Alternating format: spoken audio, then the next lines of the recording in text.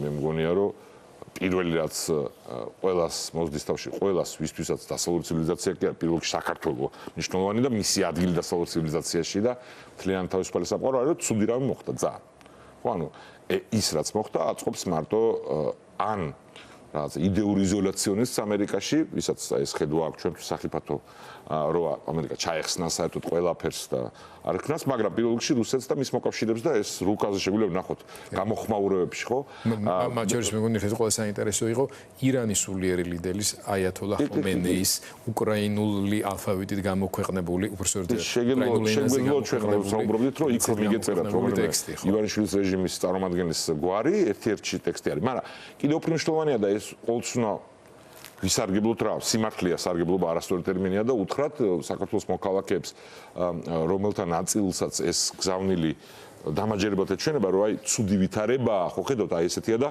ხომ არ იყო გონივრული რომ ჩვენ არ ვაქტიურობდით რაც ივანიშვილის ყველაზე ეფექტური სისრულეზე დამყარებული ეფექტური ამბავი იყო რა ეხლა მოსრიალდნენ ანუ ჩვენ რაც ვნახეთ აი შალვა რამიშვილი არის ამის სიმბოლო ხო სახია ამ რეჟიმის პროპაგანდისა გავლენით კი არა სახია სიხარული პირდაპირ სიხარული ცას ეწენ სიხარული ვერ იკავებდნენ თავს და ეს მოსწონს ყველა მოქალაქეს ეს არის ნიშანდობლივი ანუ არ მოტყუდეთ იმაზე კი არა ლაპარაკობ რომ გონივრული პოლიტიკა ნახე როგორ ცუდად არის საქმე თორემ როგორც თქვენ ყველა ნორმალური საქართველოს პატრიოტს საქართველოს ინტერესებიდან გამომდინარე და ნორმალური ადამიანის უკრაინის მიმართ სიმპათიის გამო და თანადგომის გამო ამ მიმდევრობით ხო აქვს ცუდი რამე მოხდა. ოღონდ მე შეიძლება გითხრა რომ ხო და ეს ცუდი რამე რო არის აი ივანიშვილმა ხო არ გათვალა სწორად. ოღონდ არ მოტყუდეთ ხო გათვალა კი არა სიხარული აქვს. ამიტომ რამიშვილის სიტყვებს ამიტომ ვიხსენებ რომ უკრაინის მარცხი არის ჩვენი წარმატებაა. ანუ რომ მივხვდეთ როგორ მავნებლურ აბსურდთან გვაქვს საქმე. როგორც არ უნდა აფასებდეს ადამიანი პრეზიდენტ ზელენსკის, როგორც მე მიმაჩნია რომ არის უკრაინის ხალხის პრეზიდენტი და ისტორიული სიმტკიცე გამოიჩინა ყველაზე რთულ მომენტში და ეს არის ხო ჩემთვის მთავარი ფაქტორი. სხვა რაღაცებზე რასაც არ უნდა ვფიქრობდე. მაგრამ აი რომს რაღაც კრიტიკული იყოს რაღაც თვალსაზრისით, არ აქვს მნიშვნელობა. უკრაინის მარცხის საქართველოს წარმატება როგორ არის? თვითონ რუსული საფრთხით აშინებენ ხალხს, რომელიც რეალურია, დამაჯერებელია, ეს საფრთხე არის მთავარი საფრთხე ჩვენი ქვეყნის გარედან მომავალი.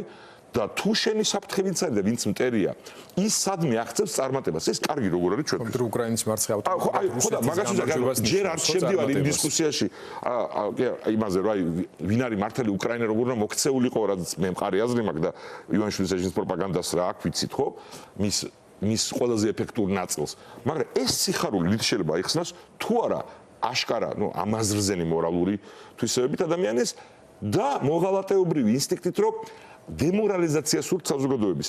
თვითონ უხარიათ ყველაფერი ის რაც დემორალიზაციას გამოიწვევს ჩვენსაც, იმიტომ რომ ივანიშვილის ძალაუფლების შენარჩუნების ერთადერთი გზა დეგმიანჩნიათ.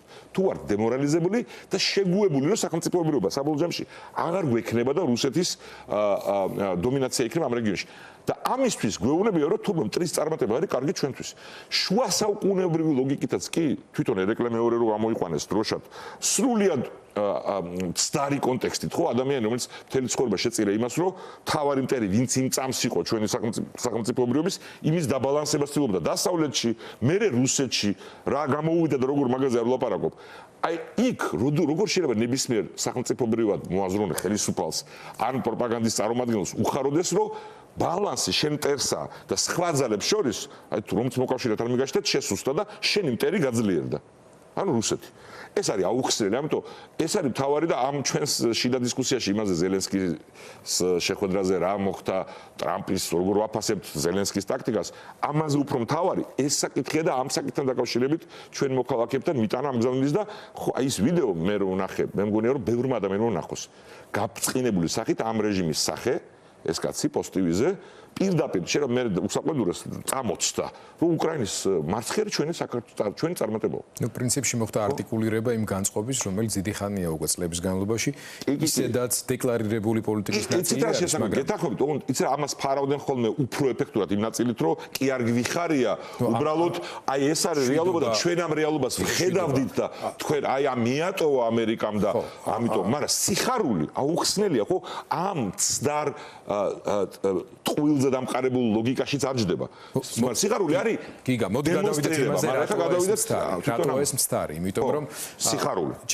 ჯერ აღნიშნოთ რა მოხდა. მოხდა ის, რომ უკრაინის პრეზიდენტსა და შეერთებული შტატების პოლიტიკურ ხელმძღვანელობას შორის ძალიან დაძაბული საუბარი შედგა, ისეთი, რომელიც ყოველგვარ დიპლომატიურ, პოლიტიკურ მსგავსი ტიპის ფორმატებს გაცდა და მოლოდინი იმისა, რომ პირიქით, რა თქმა უნდა, აბსოლუტურად უკვე გადახედილი როლის გათვალისწინებით შეერთებული შტატების და გადასახედი იყო წინასწარ დეკლარირებული მიუნხენშიც ითქვა თავად ტრამპის წინასაარჩევნო კამპანიის მსვლელობის დროს ამაზე იყო ღიად საუბარი. არა იმაზე, რომ საერთოდ წავედით აბა თქვენ მიხედეთ საკუთარ თავს, არამედ პასუხისმგებლობის გადანაწილებაზე, ევროპის როლზე და ასე შემდეგ, მაგრამ ის როგორც დამთავრდა, მაინც ძალიან მძიმე სანახავი იყო. რა მოხდა? შეეძლო თუ არა ზელენსკის ამის დავიდანაწილება და რა განვითარება შეიძლება მოყვეს დღეს უკვე აი ლონდონიდან გაკეთებული განცხადებების ფონზე. კი, მე მაინც სარგებლობ შემთხვევით და კიდევ ერთხელ ვიტყვი, რომ საბჭოთა პროპაგანდის ამ სახეს წამოწდა ის კი არა, რომ ზელენსკის წარუმატებლობაა კარგიო, იმიტომ რომ მან შეიძლება ჩავს. არა, უკრაინის მარცხიო. აუხსნელი, დაუცველი პოზიცია ნორმალური ადამიანისთვის და საქართველოს ნებისმიერ პატრიოტისთვის. რაც შეეხება თქვენ კითხვას. პირველ რიგში ჩვენი ეროვნული ინტერესი რა არის? ჩვენი ეროვნული ინტერესი არის, რომ უკრაინის სახელმწიფოებრიობა იყოს დაცული. გარდა იმისა, რომ მორალურად ყველა ნორმალურ ადამიანს უნდა ეს, ჩვენი ინტერესია, სწორედ იმის გამო, რაზეც ვისაუბრეთ, რომ ჩვენი მტრის წარმატება და უკრაინის სახელმწიფოების ჩამოქცევა ჩვენ გვირთყავს პირდაპირ, ანუ ძალიან გვირთულებს ისედაც სახიფათო მდგომარეობას. ამერიკის ჩართულობა ნებისმიერი ფორმით, ეკონომიკური ინტერესით, სამხედრო იდეალური იქნებოდა, მაგრამ არ განიხილება ეხა პირდაპირ სამხედროების განლაგება, მაგრამ ის მინერალების შეთანხმება, რომელსაც ხელი უნდა მოწეროდა და სამწუხაროდ არ მოეწერა ჯერჯერობით და ეგ არის ყველაზე ცუდი შედეგი გარდა ვიზუალის და გარდა აი ამ ძალიან მძიმე სანახავი ამბისა, რომელიც რუსული პროპაგანდისტვის საჩუქარი იყო, ეგ არის ცუდი შედეგი. ჩვენ გვჭირდება, რომ შეერთებულ შტატებს ჰქონდეს მეტი ინტერესი ჩვენ რეგიონში და უკრაინაში. და არა აქვს მნიშვნელობა ვინ როგორ აფასებს ტრამპს ამ შემთხვევაში, რომელიც არის ამერიკის პრეზიდენტი არჩეული ახლა. ხო, ნებისმიერი ადმინისტრაციის პირობებში, რომელი ნაბიჯის მიმართაც არ უნდა ვიყოთ კრიტიკული, ჩვენ საქართველოს და უკრაინას და თავისუფალ სამყაროს ჭირდება, აწყობს, რომ ამერიკის შეერთებულ შტატებს ჰქონდეს მეტი ინტერესი ამ რეგიონში. და ვინც ადევნებს თვალყურს ზოგადად ნებისმიერ წარმომადგენლობ დემოკრატიაში როგორ მუშაობს ეს ამბავი, ხო და ტრამპის შემთხვევაში განსაკუთრებით, რომ მისთვის დემონსტრირება მისი საარჩევნო ბაზისთვის, რომ მან მიაღწია წარმატებას და უკრაინაში ამერიკის ინტერესია, ჩვენთვის იყო ხელსაყრელი, იმიტომ რომ ყველა იმ ხმას კონსერვატიულ კოალიციაში, რომელიც არსებობს ტრამპის გარშემო, ვინც არის მეტი ჩართვის მომხრე, აძლიერებდა. და იმ ფთას, რომელიც არის იზოლაციონისტი და ეს რამ საიდუმლო არ არის, ანუ ვიცით ხო, რომ ასეთი დისკუსია მიდის, მათთვის ნაკლები არგუმენტი ექნებოდათ მათ. ამიტომ ეგ არის პირდაპირ ცუდი შედეგი და ყველა ვინც ახლა საუბრობს იმპერიალიზმზე და როგორ არ უნდა დაეთმო, იქნება არც უნდა დაეთმო ზელენსკის, ეს არასერიოზული არის, იმიტომ რომ ჩვენ არ ვიცით რამ ხელაა წიაღისეული უკრაინაში ამაზე ახლა ექსპერტები ძახი რომ არ არის მაგდენიო რა მნიშვნელობა აქვს რამდენიც არ უნდა იყოს გამოკვლეული არ არის თუ ძალიან ბევრია და ან პირიქით თუ ბუქავს ტრამპი იმას რომ ბევრია ეს ყველაფერი მით უკეთესი უკრაინის ინტერესისთვის და ჩვენთვის რომ ამერიკის შეერთებული შტატების პრეზიდენტს ვინც ახლა პრეზიდენტია აქვს ინტერესი საკუთარ ამომრჩეველთან საკუთარ პოლიტიკურ კლასთან თქმის რომ აქ ჩვენი დიდი ინტერესია და ამაზე არის მიბმული მთავარი საკითხი ჩვენთვის უკრაინის სახელმწიფოებისთვის და საბოლოო ჩვენთვის ის ჩარჩო ხედვა როგორც უნდა შეჩერდეს დამთავრდეს ამ ეტაპზე ომი, ანუ ევროპული ძალების განლაგება უკრაინაში. ევროპული ძალების განლაგება ამერიკის მხარდაჭერით. ამისთვის იყო ჩასული პრეზიდენტი მაკრონი იქ და პრემიერ-მინისტრი გაერთიანებული სამეფოსი რამოდენიმე დღის წინ. რომ იქ თუ განლაგდება ჯერ იქიდან დავიწყოთ. როცა და თუ მოხდება იძულება პუტინის რომ ამაზე დათანხმდეს, რომ რუსეთი ამაზე თანახმა არ არის და თანახმა არ არის სწორედ იმიტომ რომ უკრაინის სახელმწიფოების გადარჩენა არის მათი მარცხი, მიუხედავად ტერიტორიების აღებისა, ყველამ ვიცით რომ მათი ამოცანა თავიდანვე იყო რომ უკრაინის სახელმწიფო უნდა განადგურდეს. თორე აბა ეხლა 2014-ში რა ტერიტორიების აიღეს, იმის შემდეგ ეს არ არის ის რისთვისაც ამ ხელა ფასის გადახდა პუტინისთვის ხელსაყრელი იყო. და არც მალავანი ეხლაც იძახიან მაგას რომ ლავროვის ბოლო განცხადება რომ ნახოთ. ამიტომ ეგ არის საკითხი ეს არ არის იდეალური გადაწყვეტა უკრაინისთვის და საქართველოსთვის, თავისუფალი სამყაროსთვის, მაგრამ ეს არის პუტინის ცალსახა მარცხი. ყველაფერი რაც ამ მოდელს ხელს შეუწყობს რომ ან რუსეთის იძულება მოხდეს რომ შეეგუოს უკრაინის სახელმწიფოებრიობას, ან რუსეთს მოუწიოს ტრამპის ადმინისტრაციასთან და მასთან ერთად მთელ დასავლურ სამყაროსთან დაპირისპირების გაღრმავება არის ჩვენ ინტერესში და ეს ნედლეული შეთანხმება და უკრაინის და შეერთებული შტატების კარგი ურთიერთობა არის წინაპირობა ამისთვის. და ამიტომ არის ძალიან ცუდი ამ ეტაპზე რაც მოხდა რომ ეს არ შედგა. რაც შეეხება თქვენ კითხვას, ხო, ამაზე ძალიან ისტერიული რეაქცია იყო ჩვენ შიგნით დისკუსიაში, რომ ну აი ვინც რაღაც თქვა, რომ აი მისი აზრით ზელენსკის ესე კი არა, ესე უნდა წაიყო არა მოლაპარაკებები, აქ ისტერიკა დაიწყო, რომ ტრამპის მხარეზე ვინც არის, ანუ ეს უზნეო არის, ზელენსკის მხარდაჭერა ეს პოლიტიკოსებისგან სრულად გამომართებელია, კარგი გაგებით რიგითი ადამიანებისგან აბსოლუტურად მესმის ემოცია, მაგრამ აბსოლუტურად ნორმალურია გარჩევა იმისი, რა სტრატეგია ან ტაქტიკა ჯობდა იმის გათვალისწინებით, როგორი მიდგომაც აქვს ტრამპის ადმინისტრაციას ამ პროცესის მიმართ ზელენსკისგან. ეს აბსოლუტურად ნორმალურია და ეს არ არის ვინმეს მხარეზე ყოფნა და მით უმეტეს უკრაინის წინააღმდეგ ყოფნა და ხო მეც მგონია, რომ ყველა სცენარში რა სცენარით წარმოგამთავრებული იყო მოვლენები და მე ნახე მე მთელი ფირი ამ შეთანხმების არა ის ნაწილები უკვე როცა და კონფრონტაცია ძალიან სამწუხარო დაწყებულია, ხო მეც მგონია, რომ პრეზიდენტ ზელენსკის ვერავინ ვერ გამტყუნებდა დედამიწის ზურგზე, რომ არ რეაგირა ვიცე-პრეზიდენტ ვენსის მიერ ბაიდენის კრიტიკაზე და ტრამპის დიპლომატიური ამოცანების ქებაზე. ხო? ანუ არაფერში არ ეწინააღმდეგებოდეს უკრაინის ინტერესებს, რომ იქ ახლა იმათმა ეს ნაწილია, ხო? შიდა დემოკრატიის რო სარგებლობს მასპინძელი ამითი და თავის ამორჩეველს გზავნის და ახლა ვიღაცას არ მოწონს კი არა, ვიცით რომ ტრამპის მანერები არა ტრადიციული არის. იყო ძალიან ესეთ კონკრეტული ფონი, დიქტატორის ზახელი, ცოტა ესეთი იქამდე იყო ჩვენ რაზეც აზრს ვისაუბრია. დიქტატორის ზახლის მერე იყო ის, რომ არც მახსოვს ეგეთ რამე როგორ თქვიო, ხო ტრამპმა. თანავე ეტყობოდა, რომ აშკარად დაძაბული სიტუაცია იყო. ეს ყველაფერი გავიგეთ, მაგრამ აბსოლუტურად მესმის. ამოცანა ამ ხელშეკრულების ხელმოწერის შეერთებული შტატების ინტერესის და კერძოდ ტრამპის ინტერესის გაზრდის არის თავარი ამოცანა. ფარავს ყველაფერს. ზუსტად აი ამ ამოცანაზე რო კონცენტრირდეთ, გვესმის რომ ჯერ ძალიან ცხელია ეს ამბავი და ემოციებიც, თავად ამერიკის შეერთებულ შტატებში რეაქციები უკვე არის.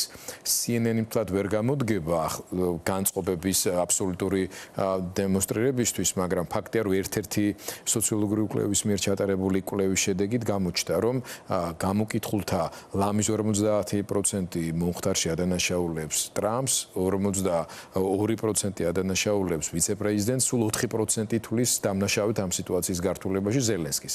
გავიგეთ, რომ ეს CNN-ია, მაგრამ ჩვენ ნახეთ სამთო კურორტზე იგივე ვიცე-პრეზიდენტისადმი დამოკიდებულება. ნახეთ იგივე რესპუბლიკელების მხარდამჭერების შეხვედრების მაგით უნდა ვიკვებოთ, ხო ეს რაღაცა სასოწარკვეთის ფორმა იქნება ჩვენგან. ჩვენ კითხვას კი არ ვუწყობთ ჩვენ საზოგადოებას. მესმის, მაგრამ აი რა კითხვა მაქვს, იცით რომ ყველა გამოკითხვა ასევე აჩვენებდა და აჩვენებს, რომ ამერიკის მოსახლეობის უმრავლესობა მხარს უჭერს უკრაინას. ერთია რა ფასის გადახდისთვის არის მზად ამისთვის, ხო? აქ უკვე ტრამპი და მის საარჩევნო კამპანია, რა თქმა უნდა, იგივე ბაიდენისა და დემოკრატების მიტინგობებისაგან განსხვავებებს აჩვენებდა, რა. მაგრამ დღეს გვაქვს ეს მოცემულობა, რომ ამ ცხელ გულზე განცხადებები კვლავ კეთდება, მათ შორის ტრამპის ეროვნული უშუალოების საკითხების თანაშემწის ფინანსთა მინისტრის მხრიდან, სადაც აქცენტები კეთდება იმაზე, რომ აი ზელენსკისთან ურთიერთობა შემდგომში შეიძლება ცოტა რთული იყოს და ხო არ უნდა მინიშნებები, რომ აი ვიღაცა სხვა იყოს და ასე შემდეგ. ხო ეს რეჟიმ ჩეინჯის ჭრთილი გადმოდგა თქვენ ეს განსაკუთრებით კარგად უნდა გახსოვდეთ, იმიტომ რომ იგივე პრეზიდენტ სააკაშვილის პერიოდში გვახსოვს კონდოლიზა რაისის საჯაროდ გამოტანილი ინფორმაცია ლავროვის მოთხოვნის, რომ რეჟიმ ჩეინჯი უნდა მომხდარიყო ქვეყანაში და ასე შემდეგ. აი ამ ყველაფრის გათვალისწინებით ევროპელების როლი რამდენად გადამწყვეტი თუ არა მნიშვნელოვანი შეიძლება იყოს ტრამპის გონება განწყობილების შემოტრიალებაში ზელენსკის მიმართ. პირველ ნაწილად დავიწყო რაშიც შემოგეჭერით უკაცრავად, მაგრამ ეს მნიშვნელოვანი მგონია. თავისუფალ სამყაროში შიდა პოლიტიკური დაპირისპირება არსებობს, ადამიანები აკრიტიკებენ, ზოგჯერ ამა თუ იმ ხელისუფლების ამ შემთხვევაში ტრამპის ადმინისტრაციის კრიტიკა ოპონენტის მიმართ ჩვენ შეხედულებებს შეიძლება ეხმიანებოდეს, მაგრამ ამით თქმობა არაფერს მომცემი არ არის, იმიტომ რომ ხელისუფლებაში არის ეს პრეზიდენტი და ჩვენთვის მნიშვნელოვანი ის კი არ იქნება იმ წამს საზოგადოებრივი აზრი საით გადაიხარა, იმიტომ რომ ამაზე დაყრდნობით მყისიერი რეაგირებას ადგილი არ ექნება. მართლ კოალიციაში როგორი განწყობილებები, ანუ ტრამპისთვის განსაკუთრებით მის ბაზაში საარჩევნოში, მის გულის გულში ეგ უფრო მნიშვნელოვანი ფაქტორია. ამიტომ ზიანი აქედან იყო სწორედ ეგ, ანუ კონსერვატიულ კოალიციაში იმ ძალების პოზიციების დასუსტება, ვინც უკრაინის მხარდამჭერია. მათივე საჯარო პოზიციებიდან გამომდინარე. სწორად და არასწორად იქცევიან ამ დისკუსიაში არ ჩევდივარ, შედეგის სახეზე არის. და ეგ არის ცუდი და ამიტომ კარგი იქნება თუ ეს ვითარება შემოტრიალდება და ამას ცდილობენ ეხლა და ეს მეორე კითხვის მეორე ნაწილს ეხება თქვენსაც ანუ ევროპელი ლიდერები, აღმოსავლეთ ევროპელი ლიდერები, ანუ პრეზიდენტ დუდას განცხადება, ვინც ნახა პოლონეთს ყველაზე ახლოს, ყველაზე უფრო კონდენსირებულად ჩემთვის გასაგები რო იყოს როგორც საქართველოს მოქალაქისთვის და პოლიტიკოსისთვის ჩვენი ეროვნული ინტერესებით გამომდინარე. მცდარია იმაზე იმედების დამყარება, რომ ამერიკის როლის გაქრობა ჩანაცვლება სწრაფად შესაძლებელია. სამწუხაროდ ესე არ არის, თავის მოტყუება იქნება, რომ ჩვენ ეს თქვა, ჩვენი ეროვნული ინტერესია და უკრაინის რომ ამერიკა იყოს ჩართული და ზელენსკი მას თქვა, მკისი არა თქვა, რა თქმა უნდა თქვა. ამიტომ რა თქმა უნდა ევროპული ქვეყნებისგან დაგვიანებით, მაგრამ გამოგვიძება ცივი ომში რუსეთ საბჭოთა ბოროტების იმპერიის მარცხის შემდეგ სამხედრო ხარჯების შემცირება და welfare state-ზე გადასვლა, ამის შემოტრიალება უნდა მოხდეს. და ესე ჩვენ ეროვნულ ინტერესებშია. უბრალოდ ეს არ არის ჩამანაცვლებელი ამერიკის როლის თვლიანად. და ამიტომაც არის მნიშვნელოვანი, რომ ჩვენ როცა ნორმალური ხელისუფლება გვეყოლება და ეხლა უკრაინის პატრიოტულმა ხელისუფლებამ შეძლოს ამ ურთიერთობების დარეგულირება და ამერიკის ინტერესის ზრდა. ამიტომ ისევ ევროპის როლი მნიშვნელოვანია ძალიან, მაგრამ ვერ ჩაანაცვლებს ამერიკის ლიდერობას სამხედრო, გეოპოლიტიკურ და გნებავთ ეკონომიკურ თვალსაზრისით საერთოდ ჯამში მსოფლიოში და ვერც ჩვენთვის. ხო, ამიტომ ხა ვიღაცა შემოითხრას, მაგრამ კი მაგრამ თუ გადიან რა ვქნათ, ხო არ დავნებდებით მე მომისმენია ეს ფრაზები. არა, რა თქმა უნდა, დანებების უფლება ადამიანს საკუთარი სახელმწიფოებრიობის და თავისუფლების დასაცავად არც აქვს, ხო? ანუ უნდა გააკეთოს იმ რთულ ვითარებაში, რაც აქვს, ყველაფერია შეუულია. ოღონდ ეგ არ ნიშნავს, რომ სასოწარკვეთის ქადაგება დაიწყო, რომ მოხდა დამთავრდა ამერიკა მიატოვა და ეხლა ჩვენ ამით მოვიფხანოთ გული ამ ლანძღვით, მათ შორის სწორი არგუმენტების გამოყენებით ამა თუ იმ პოლიტიკური ლიდერის იქნება ეს პრეზიდენტ ტრამპი თუ ვინმე სხვა. ჩვენ გვაქვს ეროვნული ინტერესები და უკრაინას აქვს ეროვნული ინტერესები და არსებობს თავისუფლების ინტერესი სამყაროში და ამ ინტერესისთვის ძალიან მნიშვნელოვანია, რომ შეერთებული შტატები იყოს ამ პროცესში ინვესტირებული. და ვიმეორებ კიდევ ერთხელ, იმიტომ რომ ამაზეც ბევრი გაუგებრობაა ხოლმე. ხო, იქ ამერიკის ჯარი თუ არ დგება, აბა როგორ იქნება სწორედ ამ საკითხზე იყო კითხვა დასმული, გაერთიანებულ სამეფოს პრემიერი როცა იყო ჩასული, რომ აი რუსეთი თავს დაესხმებაო, მაშინ ასიზავთო და ტრამპმა უპასუხა, რომ თვითონაც მაგრები არიანო, მაგრამ ჩვენ ყოველთვის გვერდში დავუდგებით. რატო ვიძახი ამას ხელ? ტრამპის სიტყვებზე ვიღაცამ შეიძლება ითქვას, რომ დღეს ერთ სიტყვის და მეორე სხვალოდეს. შეიძლება ასეთ, მაგრამ შეუულებელია, რომ თუ ევროპული ჯარი დგება არსებითი რაოდენობით უკრაინის ტერიტორიაზე, ანუ თავისუფალი უკრაინის ტერიტორიაზე, ამის შედარება მინსკის წინა შეთანხმებასთან. ანუ მინსკის წინა შეთანხმების და ასე კატეგორიულად წინააღმდეგი თავად პუტინი და ლავროვის სახით ორჯერ გაამეორებინა, მაგრამ დიპლომატიის იქნება სრული სიმართლეა. იქ შეიძლება არ იყოს, შეიძლება არ იყოს ამის ადგილი იმ წამს, მაგრამ ეს ესეა, ხო, აქამდე დიპლომატია, რომელიც გულისხმობდა რუსეთთან ჩვეულებრივად ურთიერთობების გაგრძელებას და მხოლოდ განაცხადზე მათი კეთილნების დაყრდნობას, ხო, ეგ კატასტროფა იქნებოდა. ეგ არ არის ის საიტად, რაზეც შეიძლება რომ ვისაც დათანხმება ჭირდება ამაზე უკრაინის ხელისუფლებას დემოკრატულად არჩეულს დათანხმდეს. მაგრამ ყველაფერი დანარჩენი, რომელიც არ არის იდეალური შედეგი, რომელიც ტოვებს ოკუპირებულად უკრაინის ტერიტორიის იმ ნაწილს, რომელიც სამწუხაროდ ამ ბოროტების იმპერიის მემკვიდრე პუტინის რუსეთს უკავია. მაგრამ არსებითად ხო, აი თქვა თუ რამეს უნდა შევადო, რომ დეიტონის შეთანხმებას, ხო, რომელსაც არ დასაჯა იმ მომენტში, ვინც აგრესორი იყო, მაგრამ მშვიდობა შეინარჩუნა, სახელმწიფოებრიობა შეინარჩუნა. ამ შემთხვევაში უკრაინის სახელმწიფოებრიობის შენარჩუნება არის თავისუფალი სამყაროს გამარჯვება, უკრაინელი ხალხის გამარჯვება, დიდი მსხვერპლის ფასად და საქართველოსთვის ძალიან მნიშვნელოვანი ამბავია. მაგრამ ისევ ჩვენ ამბავზე უნდა გადავიდეთ, ხო? საქართველოს კვლავ სცენაზე შემოყვანი დავიწყოთ, იმიტომ რომ ფაქტია, რომ მომხდარმა ძალიან დააზიანა განწყობა საზოგადოების იმ ნაწილში, რომელიც საქართველოს უმრავლესობას წარმოადგენს და თავისუფალი სამყაროს ოპერირების გარკვეულ მოდუს არის მიჩვეული. ჩვენ ახლა გვიწევს ისეთ პერიოდში ცხოვრება, როდესაც ძალიან დიდი турბულენტობა დაიწყო, ძველი მსოფლიო წესრიგი ფაქტობრივად დაინგრა უკვე და ამ სიტუაციაში ისეთ მიდგომებს, რომლის კულტივირებასაც იგივე ივანიშვილი და მისი ჯგუფი ამ მთელი წლების განმავლობაში შიდა პოლიტიკური კორუმპირებული პირამიდის შენარჩუნება განვითარებისთვის ფარა ძალიან კარგად იყენებდა, შეიძლება დამაჯერებლობას იმატებდეს, ასე ვთქვათ, ხო? რომ იმიტომ რომ თუ ყველგან ესეთი ქაოსია, თუ დასავლეთი თავის ფუნქციას ვერ ასრულებს და რუსეთი ესე თანმიმდევრულად მიყვება თავის პოზიციას და შემაკავებელი არავინ არის, მოდი მაშინ ჩვენ ვიყოთ მართლა ესე წყნარად, მშვიდად და აი ხო და მანდაში ხო მაგაზე ხო მე ჯერ პირველ ნაწილზე რო გამოგეხმაუროთ ხო ისე აბსოლუტურად გასაგებია ემოციები ხო ყველასთვის ვინც ყველა არის საქართველოს მხარეზე და აქედან გამომდინარე უკრაინის მხარეზე და ყველაფერი რაც ამის წინამდეგ არის იწვევს ემოციას მათ შორის რომელიმე უცხოური ქვეყნის ლიდერის პოზიცია რომელიც ჩვენთვის მიუღებელია ამას გამოხმაურება მაგრამ როგორც კი ეს გადაიხრება გადაიზრდება სასოწარკვეთასთან ზღვარში მყოფ გულის მოფხანაში ამერიკის პრეზიდენტის ლანძღვის დაკიდან რომ დამთავრდა ეს ყველაფერი, დიახ, ეს ეხმარება მაშინ ამ რეჟიმის პროპაგანდას. იმიტომ რომ ეს ამ რეჟიმის პროპაგანდა დგას მაგაზე რომ ნახე რა დღეში არიან მათი სამყარო დაინგრა, ხო მეგობრებო არ გეთანხმებით რომ ეს ნგრევა, ანუ სერიოზული ცვლილებები შეიძლება მოხდეს, მაგრამ ნგრევა ხო ტრანსფორმაცია შეიძლება. ხო და აი ინგრევა და ამიტომ ჩვენ მართლები ვართ, ოღონდ და დისკუსია მიდის მაგაზე. ხო ისევ რაც თქვი რომ ზელენსკი როგორ შეიძლება ზელენსკის კრიტიკა ესენი ძახიან და თითქოს ამაში ვიხარშებით იმის ნაცვლად რომ ჩვენ შეტევაზე ვიყოთ ამ ხელისუფლებასთან რომელიც საქართველოს ეროვნულ ინტერესებს ღალატობს რომ რა სცენარიც არ უნდა იყოს და თუ ის სცენარი ხდება რომ რაც გავლენის სფეროები ნაწილდება რას აკეთებს ჩვენი ხელისუფლება ჩვენ დაცულები ვიყოთ და რას გვიქადის რუსეთის გავლენის სფეროში დარჩენა ამაზე უნდა ვისაუბროთ ხო ანუ აქ რო განცხადებებს აკეთებენ რომ ტრამპს რაღაცაში ხარს უჭერენ ამის საპასუხო და გაეროში მხარი დაუჭირეს იმ რეზოლუციას, ხო? რომელიც ისტორიაში არ შევა, როგორც კარგი ფურცელი დიპლომატიის, მათ შორის შეერთებული შტატების, მაგრამ გასაგებია შეერთებული შტატების რაღაცა თავისი ხედვა აქვს, რომ რასაც მე არ ვიზიარებ, როგორც საქართველოს მოქალაქე, მაგრამ რომ მოლაპარაკებისას თავდასხმის როლშია და ამიტომ საქართველოს ინტერესი, რომელსაც წონა ამაში არ აქვს, ხო? ამ დისკუსიაში რა იყო? ანუ ტრანზაქციულად რა მივიღეთ საქართველოს მაკედონია? ნუ რბილად რო თქვა, რომ შეტენოდნენ ტრაპს რამენაირად ეს და საქართველოს რას იღებდა აქედან? ივანიშვილის ხელისუფლების ლეგიტიმაციის პერსპექტივას, რომ ჩვენ ამიტომ ივანიშვილი არ მიგითხია. საქართველოს რას იღებდა უსაფრთხოების სახით აქედან? ეგ არის რაც უნდა მიუტრაოთ. ანუ ადამიანს უნდა უთხრათ, რომ ეს ყველაფერი არის სიცრუე მოღალატეობრივ ინსტინქტზე მხოლოდ ძალოფლების შენარჩუნების დამყარებული. ანუ მთელი ეს ლაპარაკი რომ გონიურულია და აი ნახე აი სამყარო ესეთი საშიხვათო ხდება, ამერიკა ესე ყოყმანობს და მით უმეტეს ჩვენ გვჭირდება, ჩვენ ახლა ლაპარაკობთ უკრაინის ნედლეულზე, ჩვენ სამწუხაროდ არ გვაქვს, არა ჯერჯერობით არ ვიცი რომ ლითიუმი გქონდეს აქ ან მარაგები, მაგრამ ჩვენ გვაქვს არგუმენტები პრაგმატულიც, გარდა მორალურისა, რომელსაც ნორმალური ხელისუფლება მუდმივად უნდა იყენებდეს საქართველოს ინტერესებისთვის.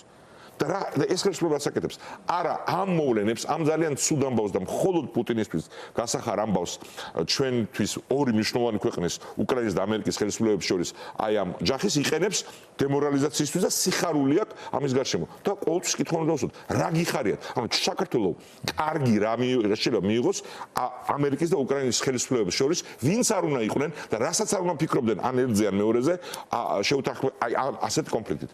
მხოლოდ საფრთხის ზრდა და ამიტომ ხელისუფლება რომელიც ამ საფრთხის ზრდაზე ამყნობს თავის კამპანიას დემორალიზების საზოგადოების არის მის მოშორება რა აუცილებელი პირობა. ანუ ჩვენ რეალური დიდი საფრთხეები გვაქვს. დიდი მართლა შეიძლება დიდი ცვლილებები მოხდეს და მე არა ვარ იმ მდგომარეობაში რომ პროგნოზები გავაკეთო მყარი მithumetes ამ პირობებში. მაგრამ ერთი რამე ვიცი ნამდვილად ჩვენი უახლესი ისტორიიდან გამომდინარე. რა სცენარიც არ უნდა იყოს თუ ჩვენ ვართ იზოლირებულები და ჩვენს მიმართ ინტერესი თავისუფალ სამყაროს არ აქვს, ხო? ჩვენი საფრთხეები რუსეთისგან და სხვა მოთამაშეების რეგიონში იზრდება. ეს არის ელემენტარული, ამას არ შეიძლება იდეოლოგიური განსხვავებები. ეს არის ევროპის როლი იზრდება მთელ სამ რეგიონში, ჩვენი ევროპასთან ურთიერთობის ყველაში ამერიკა გვჭირდება როგორც ლიდერი, მაგრამ თუ რაღაც ეტაპზე ეს იმ დოზით არ ხდება, რაც ჩვენს ინტერესია, რაზეც ხელი მიგვიწევდება, იმაზე უნდა ვილაპარაკოთ და ამერიკასთან მიმართებაში კიდე შეიძლება რაღაც ბუნდოვანების ეტაპი ქონდეთ, მაგრამ ევროკავშირთან მიმართებაში ყველაფერი უკვე ზედმეტად მკაფიო და მკაცრი, ამიტომ ამ რეჟიმის პირობებში უბრალოდ პერსპექტივა არ არის. არც ამერიკასთან არ არის პერსპექტივა. ნორმალიზაცია რეჟიმის ურთიერთობის რო აი ვეღაცამ თქვას, ეგეც არანაირი წინაპირობა მისე ხარჩას, მაგრამ ჩვენ კითხვა ყოველთვის ვასვათ იმაზე, ქვეყნისთვის მიღებაზე რაღაც, ხო? ამერიკიდან ან ეკონომიკური და უსაფრთხოების თვალსაზრისით. ეგ უნდა გვინოდეს. ივანიშვილის რეჟიმის თუ არ დაემუქრება რამე, ეგ ხო საქართველოს არ ეხმარება, ხო? ოღონდ ჩვენ მუდმივად მაგაზე უნდა ვისაუბროთ, ჩემი აზრით და ნაკლები რესურსი დავხარჯოთ ემოციის გამოვლენაზე, იმ საკითხებთან და მე გულს ხო პოლიტიკოსებს და პოლიტიკურ ლიდერებს, იმიტომ რომ ჩვენ გვესმის, რომ ეს რეჟიმი თუ კი რამეში იქნება ეფექტური და რუსეთის პროპაგანდა მათთან ერთად, შემდეგ იქნება აი ამ ვითარებაში, ამ გამონათქვამების გამოყენებაში, ხო, საერთაშორისო ასპარეზზე. და ისევ აქ რამე იმაზე კი ლაპარაკი რომ ჩვენ უნდა მოგვერიდოს ჩვენი მოსაზრების თქმა, როცა ჩვენ ეროვნულ ინტერესებს ეხება საქმე. ოღონდ ჩვენი ეროვნული ინტერესებია, ვინც არ უნდა იყოს ამერიკის პრეზიდენტი, რომ საქართველოს უსაფრთხოება და თავისუფლება ფასეული გავხადოთ მათთვის ჩვენი ეროვნული ინტერესებიდან გამომდინარე. და ამისთვის უნდა გამოვიყენოთ და ამიტომ მე იმედი მაქვს როგორც საქართველოს მოქალაქეს, რომ ამ ძალიან ცუდი ეპიზოდის მიუხედავად შეერთებული შტატებისთვის უკრაინის სახელმწიფოებრივი ვარი მნიშვნელოვანი და მოხერხდება ამ ვითარებიდან გამოსვლა, ეს შეთანხმება გაფორმდება და როცა ჩვენ ნორმალური ხელისუფლება გვეყოლება ამ რეგიონში ჩვენ მოვახერხებთ თავისუფალი სამყაროს შტატების, ევროპის, გაერთიანებულ სამეფოს პირდაპირ ინტერესის დანახვებას საქართველოს მომავლის უსაფრთხოების და თავისუფლებისთვის.